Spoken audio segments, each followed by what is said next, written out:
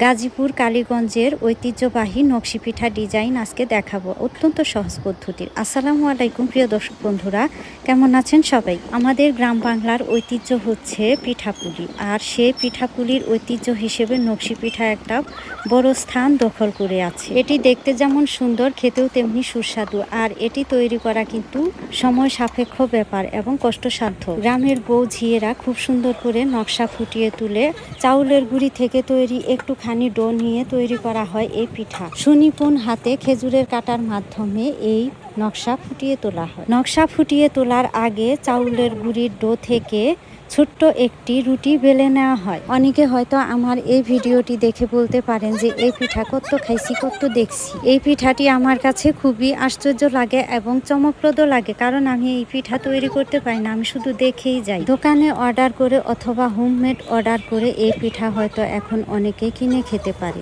আর আমার শাশুড়ি তো সবসময় বলে এই পিঠা তৈরি করা শিখতে।